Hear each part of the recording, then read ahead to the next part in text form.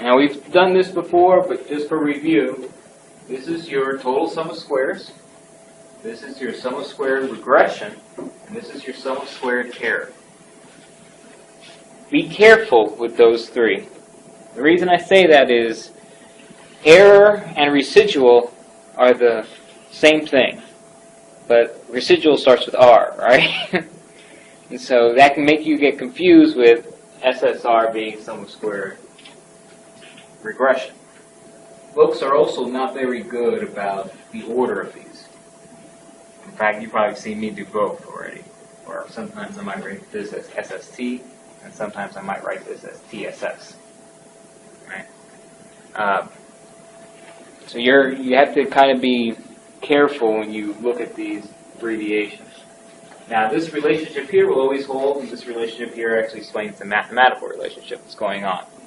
Now, we get an ANOVA printout along with our regression lines. The top one is the sum of squared regression. The bottom one is the total sum of squares, and the one in between is the sum of squared error. We get the mean squared values by taking the sum of squared values divided by their degrees of freedom. So this is 500. We divide that by 2, we get 250. This is 99. If you were to divide that by 17, you'd get 5.850. And if you take the ratio of these two, you get this F statistic of 4276. We can get the R squared, or what's also called the coefficient of determination. Don't get that confused with the coefficient of correlation. Right? Coefficient of determination is R squared. The coefficient of correlation is the square root of R squared. Right? Coefficient of determination, or R squared, tells you the percent of the variation, or basically the percent of the variance that's explained by the regression line. There's also a term called the adjusted coefficient of determination. I haven't talked about this one yet, but you've seen it on the printouts. The adjusted coefficient of determination includes a penalty for adding in x variables. Now, if you were here yesterday, what did I say happens to R squared when you add in more x's? Yeah, it always goes up. So I said something like, let's predict the number of World Cup games the team's going to win using temperature in San Diego. It'll go up. It'll go up, even though those two are not related at all. It'll go up even a little bit. But that is a worthless piece of information. The adjusted R squared penalizes that R squared value for every x you enter. So the x itself has to have significant explanatory power for the adjusted R squared to go up. Otherwise, you can't have adjusted R squares that are even negative. Now, in reality, you can't have a negative explanation power, right? But it just gives you a sense that that wasn't a very good x to add. So because the sum of squared R is equal to total sum of squares minus sum of squared error, when the sum of squared error becomes smaller, the sum of squared R becomes larger, causing R squared to increase. The adjusted multiple coefficient of determination compensates the number of independent variables in the model. And so what it does is that it starts reducing the sum of squared regression when you add an additional x. The way it does this is the following. It takes your actual R squared, subtracts that from 1. That's the percentage you can't exclude. And then it comes up with this penalty coefficient. This penalty coefficient, you'll notice that as your sample size gets really big, it tends to 1. Right? So as n gets very, very large, it goes towards 1. Now this p-value here, which most books use k, but this p-value here is the number of regressors that you have. So if you have 2 slopes, then p will be 2. If you have 3 slopes, p will be 3. If you include 10 explanatory variables, p would be 10. As you add an explanatory variable, this thing becomes greater than 1, right? Because I'm making this denominator smaller. So this becomes greater than 1. You're going to multiply that times the stuff you don't know. So that means the stuff that you didn't know before using the regular R squared becomes bigger. And then you're going to subtract that new adjusted value from 1 to get the new penalized version of what you do know. Now here's the problem. This can be negative. Let's say you don't know a whole lot. and you adjunct to it. Let's say you have an r squared that's only 5%. That means this is 95%. And then if you multiply it by a number such that 95% becomes greater than 1, then this adjusted r squared can become negative. So only use it as a relative sense of how good the x is doing. Don't use it as the actual explanation of r squared. So the adjusted r squared says that about 81.5% of the variability in programming salary is explained by the estimated multiple regression equation with years of experience and test scores as independent variables. So here are our assumptions about the error term. The error E is a random variable with mean of 0. The variance of the error term denoted by sigma squared is the same for all values of the independent variable. Does anyone know what name we give that? It's a very hard word to say. So this is homoscedasticity. When you violate it, it's called heteroscedasticity. The values of the error term are independent. That means they are not correlated with the x's. They're also not correlated with themselves. Now that's an extreme assumption, especially when you look at someone over a long period of time. So let's say that I get to observe everyone in this class for the entire 4 years you're in college. What happens to you from class to class has to be correlated. If it doesn't, then, you really have that no memory problem of, oh, I had a bad score in this class. As soon as you walk out, it's gone. You don't have to think about it again. That's good for you. Most of us usually, something happens in our lives outside of school that causes an impact in school. It could be good, it could be bad, but either way, it has an impact. So you start a new job. That means that you have less time to study. It's going to affect your classes. That means all your error terms there between classes are going to be correlated. So that's a strong assumption that those error terms are independent. We have ways of fixing that in advanced classes, but for right now, you're only armed with OLS, so you can only really deal with these assumptions.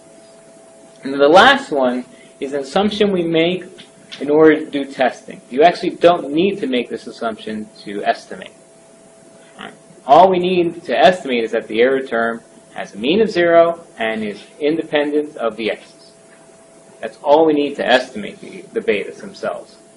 I never had to make an assumption of normality when I was doing that proof for you. I was able to show you that without making any assumptions about what the error term even looks like. But to do testing, we need this assumption. Now, it's not a far-fetched assumption, because all of these are really means in a sense, right? We're using covariances, we're using variances, we're really using means in a sense. And if we're using means, the distribution of any mean, if we have a big enough sample size, is what? Right, because of the central limit there. And I showed you an example there where I had really kooky data, but I kept on pulling samples from it, and we got that normal-looking distribution. So this one is not a really far-fetched assumption. It gets there, especially as n gets very large.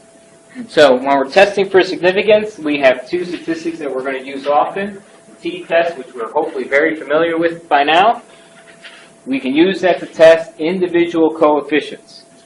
And then the f-test, which allows us to test all the coefficients jointly. All right, so f, think of multiple tests at the same time. T-test, think of individual tests.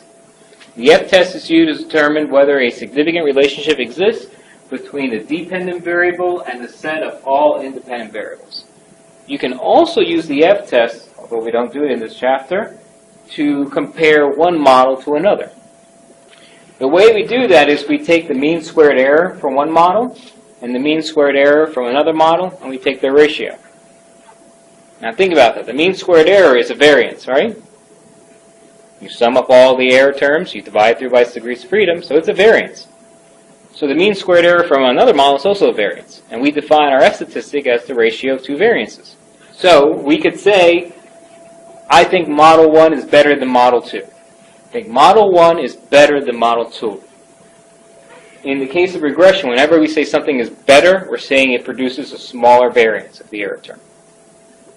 So we would put model 1 in the denominator, we put model 2 in the numerator, and then we conduct an F statistic that says those two, or the null says those two are the same. So we could do that if we want to. But for right now, we're only testing the one relationship that says either the slopes are all equal to 0 or they're not. In the simple linear regression case, this was easy because if the t-test was significant, the f-test would be significant. In the case of multiple regression, though, you can get cases where the t-tests themselves are significant but in opposite directions, and the overall f-test is not significant. You can also get relationships where the individual t-tests are not significant, but the overall f-test is significant. So you start to get a disconnect between the two once you move on to an additional x. When we think about whether or not a model is a good model, R squared is a simple descriptive statistic as an indicator of a good model, but the f-test is an actual test saying how good the model is. So when you want to say, is the linear relationship a strong linear relationship, you look at that p-value. If that p-value is very small, then we have a good relationship, regardless of what the R squared says. So the f-test shows the overall significance. The t-test is used to determine whether each of the individual independent variables is significant. And it acts the same way it did when we looked at sample means. We take the observed sample mean, we subtract off the null, we divide through by standard error, and that gives us a t-value. Once we have a t-test, we just go to a table, right? It doesn't have to be a table for betas. we have our test statistic. We don't need to do anything else. We go to our tables and we see whether or not it is significant. We refer to each of these t-tests as tests of individual significance rather than joint significance. Joint significance is F, individual significance is T. So now here is the key difference between those two. When you do a hypothesis test for an f-test, you are writing down all the betas equal to 0. Not the beta hats, the betas, all equal to 0. The alternative is a very simple alternative. At least 1 is different from 0. Because if at least 1 is different from 0, that means the linear regression line is better than the mean. Right? That means one of those slopes is different from 0. The test statistic we use is the f-test, which takes the mean squared regression divided by the mean squared error. Again, those are two variance terms, so this is a well-defined f. And then the rejection region says that when you reject the null if the p-value is less than alpha, or if f is greater than the critical value of f. And so we did an example where alpha is equal to 0.05, and we have 2 degrees of freedom in the numerator and 17 degrees of freedom in the denominator. Then f of 0.05 is going to equal 3.59. We would reject if the p-value was less than 0.05 or the observed f is greater than 3.59. Now, how do I come up with these 2 degrees of freedom? The one in the denominator is the degrees of freedom associated with the mean squared error. Alright, so this is n minus k minus 1, or previous slide here, n minus p minus 1. Right, the extra minus 1 is the constant, and the p refers to the number of x's you include in that. The one up here just says the number of x's you include. So if we included 2 x's, p is 2. So we're looking at this part of the ANOVA table. We see the observed p-value. We take it against any alpha that is given to us. So if we had an alpha of 0.05, could we reject the null hypothesis here? Yes. So that means that the linear relationship matters. Right. So our f of 42.76 is much greater than the critical value of 3.59, so we can reject the null.